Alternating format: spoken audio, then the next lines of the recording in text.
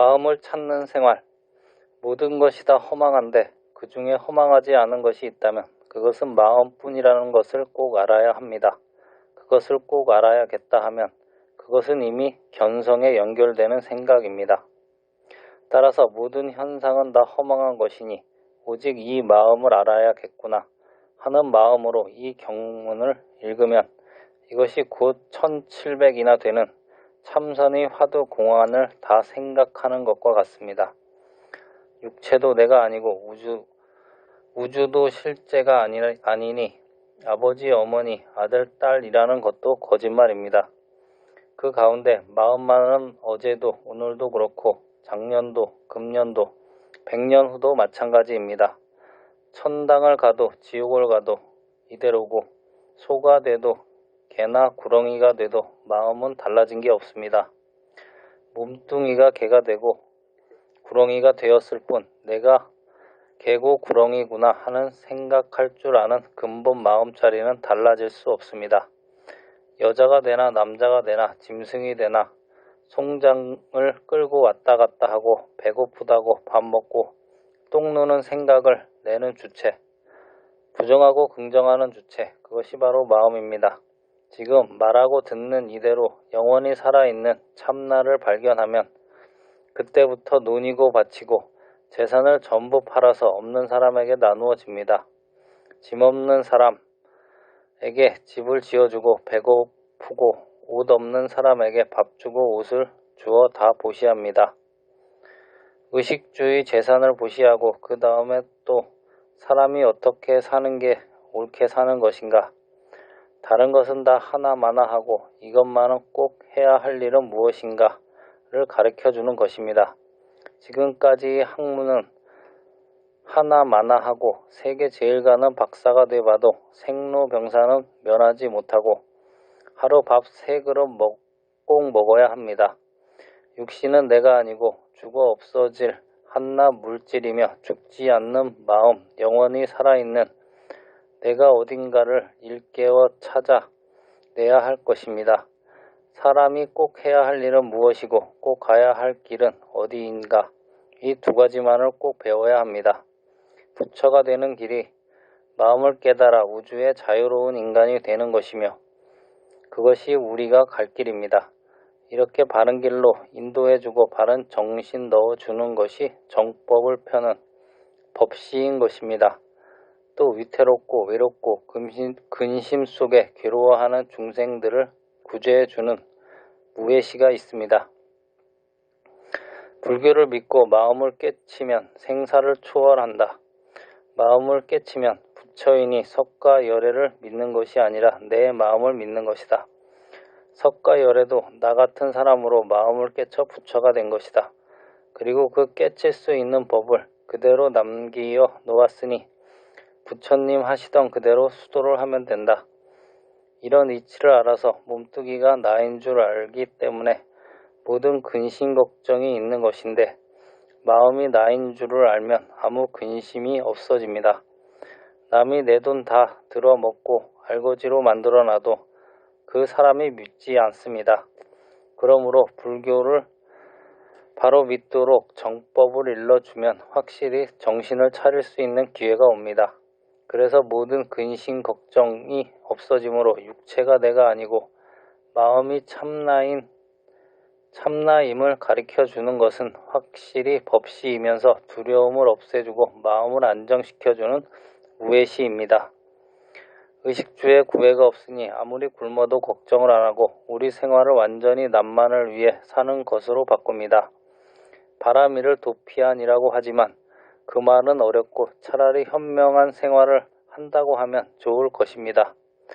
생존 경쟁에만 몰두하던 생활을 아침 저녁으로 다만 10분이라도 참선을 해서 이 마음이 무엇인가를 심각하게 찾아봐야 합니다. 이렇게 하면 의식주 생활도 반대로 자기를 깨치는 시간이 됩니다. 10분이 차차 20분이 되고 나중에는 10시간쯤 참선을 할 수 있습니다. 이렇게 되면 밥 먹을 때도 옷 입을 때도 똥 눌 때도 기차 시간이나 학교 가서 선생 강의를 들으면서도 하도 생각이 납니다. 이렇게 해 나가면 24시간 꼬박 참선이 됩니다. 연불도 그렇게 됩니다. 경희대학의 한 학생이 참선을 배워서 화두를 하는데 전차를 타거나 버스를 타거나 화두만 생각하다가 어떤 때는 버스 종점으로 아주 간다는 것입니다. 화두에 열중하다 보니 나중에 그런 식으로 됩니다. 그런데 그러면서도 학교 성적은 자꾸 좋아진다는 것입니다. 강의 한번 들으면 완전히 기억되고 시험 때가 되면 다 알게 되는 때문입니다. 공부를 바로 하면 몸도 건강해지고 마음이 안정되는 것입니다. 참선을 하든지 연부를 해서 마음을 턱 놓고 살 수 있는 지경에 들어가면 그렇게 됩니다. 신경이 사방에 쓰이고 온갖 번뇌가 들끓고 그래서 꾀가 나빠지고 신경이 약해지고 건강에 이상이 생기고 하던 것이 정신을 크게 안정하고 사니까 모든 것이 다 잘 됩니다. 그래서 농사하는 사람 밭은 밭대로 더 잘 가꾸고 지혜도 나오고 하여 생의 투사, 진리의 투사가 됩니다. 육체 본위로 살던 생활을 마음 본위로 사는 혁명 투사의 생활로 바꿔 나가는 셈입니다. 이런 것을 가르치는 얘기가 이 금강경입니다. 모든 것은 생각이 만드는 것. 앞에서 진공묘유를 설명하는 가운데 이 육신과 일체의 물질은 다 환상이고 꿈에 있는 몸뚱이와 같으며 따라서 참말로 있는 것이 아니고 환상으로 있는 것이므로 아무것도 없는 진공과 같다고 했습니다. 그러나 이 진공도 한 개의 가상이고 진상은 아닐 뿐 깊이 생각하면 환각, 환상으로 있는 것이라고 생각할 수 있습니다. 가령 내가 이렇게 생시에 칠판 옆에 서서 강의하는 걸 보는 이도 있을 것입니다. 그런데 꿈속에서 나타난 이 청담은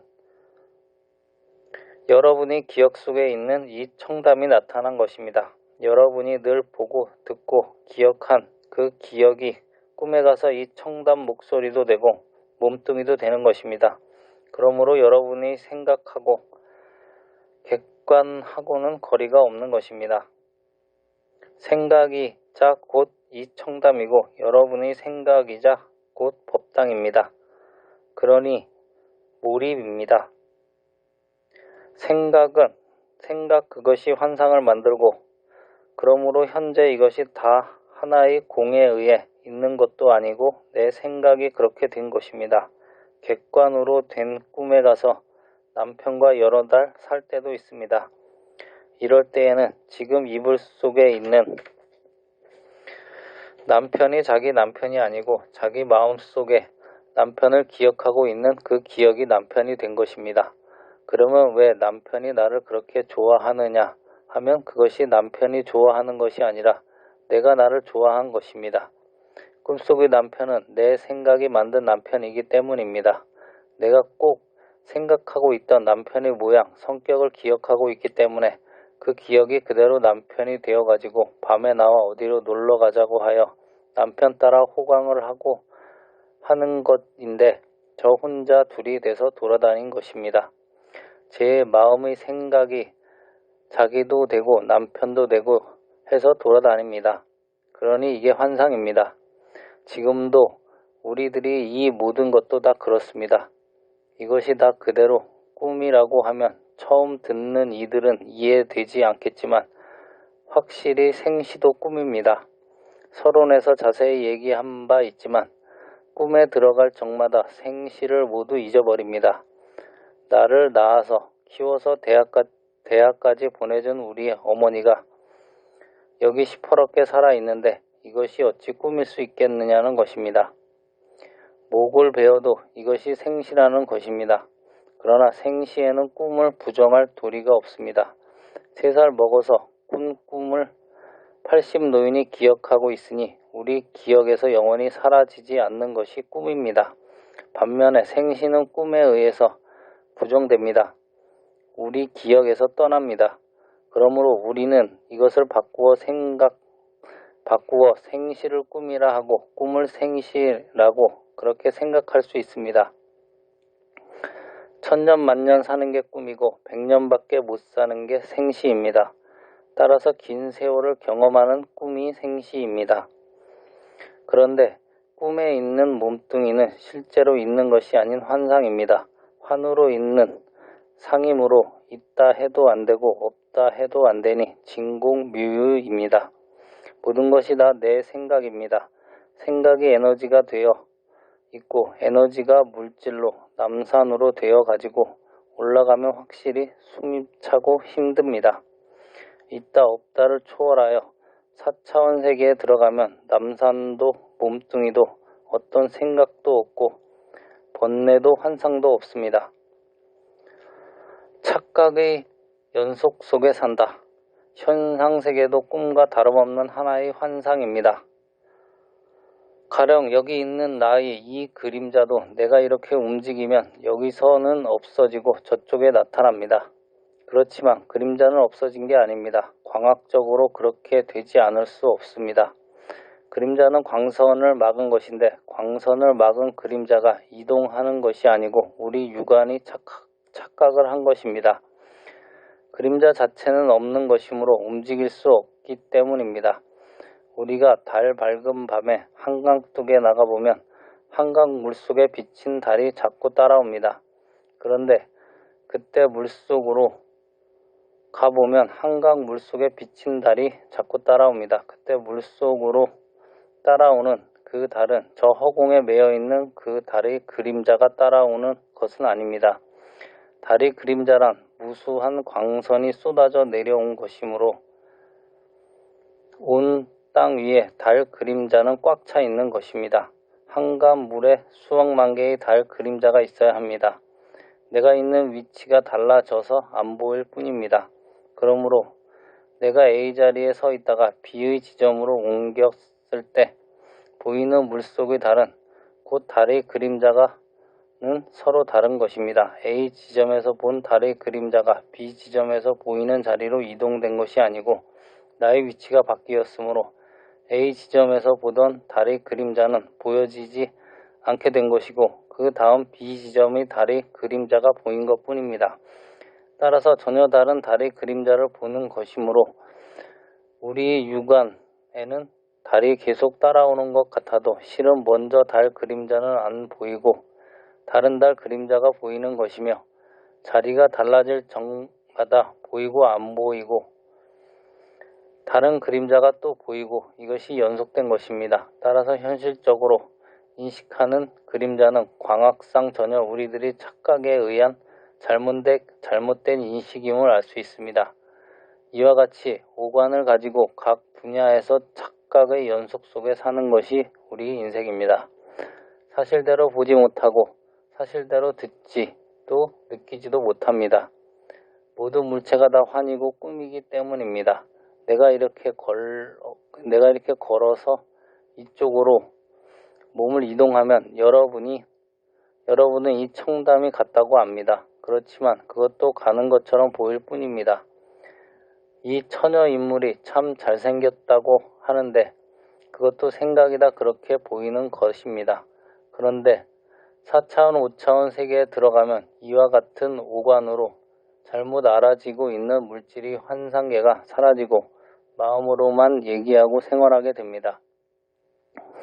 그 마음은 진공묘유이기 때문에 무어라 이름을 붙일 수 없습니다. 현실은 곧 마음. 우리가 이제 육체를 가지고 나라고 하고 오관에 의한 인간이 이것을 참된 내 생명인 줄로 소중히 여깁니다. 이 사실을 조금이라도 무시하면 곧 현실을 부정해서 되겠느냐 결사적으로 항의합니다. 그러나 현실이란 무엇인가? 마음이 현실이지 육체가 현실은 아닙니다. 육체는 마음의 그림자에 불과합니다.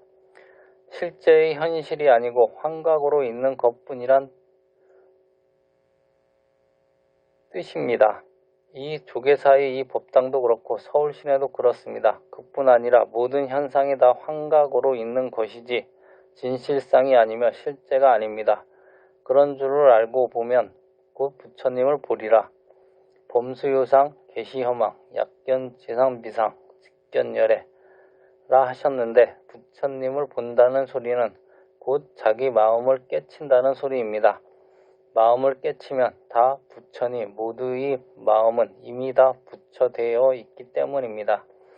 흔히 견성을 했다 하는 말은 부처님을 보았느냐 말이 됩니다. 우리 불교는 따지고 보면 지나칠 정도로 무서운 틀림없는 이론입니다. 전자계산기로 계산하는 정도가 아니라 그 몇천 배 더 철두철미한 이론입니다. 그렇다고 하여 미리 즐거울 해서 어렵다고만 생각하지 말고 부처님과 수불이 존자 두 분이 문답하시는 내용을 자세히 따라 들으면 견성합니다. 곧 자기 마음을 깨치게 됩니다. 이 열의실견분까지가 5번째 구절로 어느 구절에서나 견성할 수 있도록 해주셨는데 똑같은 말을 되풀이하면 듣기가 싫으니까 설명 방법을 바꿔가며 말씀하십니다.